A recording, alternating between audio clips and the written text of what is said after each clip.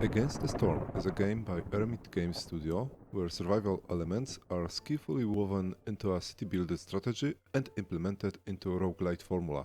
The player develops a small village inhabited by fantastic creatures, slowly developing the local economy, thanks to which he provides his subordinates with care and shelter from the inevitable storm. While developing our estates, we complete tasks for the queen that stays in the burning city, take care of the well-being of the citizens and explore the area using the available local resources. However, one town is not our goal, but an entire network of settlements and forging magical seals that are to help us overcome the titular storm. The gameplay format works surprisingly well. The combination of roguelite and strategy genres is extremely strong and works even though at first glance they seem completely incompatible, and I'm not sure if I ever heard of a similar combination. We have a clearly defined task that we are striving for. Each mission is one city. By gaining the right amount of reputation, we can advance on the world map, expanding further and further while getting closer to the final goal, the seal. This allows us to extend subsequent storm cycles, buying us more time before the final storm comes, destroying everything except the last bastion of civilization. At first, the game looks like typical city builder. We build buildings and employ residents in them. They process the local flora and fauna into further products and semi-finished products.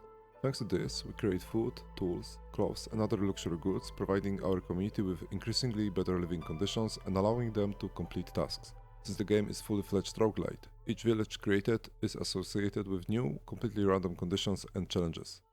From the start, we have access to the most basic buildings, such as a lumberjack or a stonemason. But as we progress, we discover, and here's the catch, randomly, new objects such as sawmill, baker or bathhouse. We never know what structures we will be able to use, because each opportunity for development presents us with a few out of dozens of possibilities. As a result, the game constantly requires us to adapt to the current state of events. On the one hand, it is access to natural resources. On the other, the needs of our warehouse. And even the mood of our villagers will tell us whether we want to unlock the farm or maybe the tailor. For completing the tasks or quests, and not only, we are rewarded with special perks, which can often define the direction of development of our settlement. And there are dozens of them in the game, so this diversifies individual approaches even more. Our residents consist of different races, each of which has its own preferences. The world map adds further variables, and our city can be founded on different biomes, which have different modifiers. Naturally, the area surrounding us, covered in fog, is related to its own new opportunities and threats. The number of ways in which we can approach each level is staggering, and it's hard to get bored with such a large variety. In addition, there are 20 difficulty levels, which is required if you want to unlock the last seal, and a whole meta progression system where we unlock special skills and capabilities of our towns. To sum up, Against the Storm is one-of-a-kind combination, incredibly refined and filled with high-quality content. With such a huge complexity occurring in the game, I can safely say that the game is enough for several dozen hours of fun.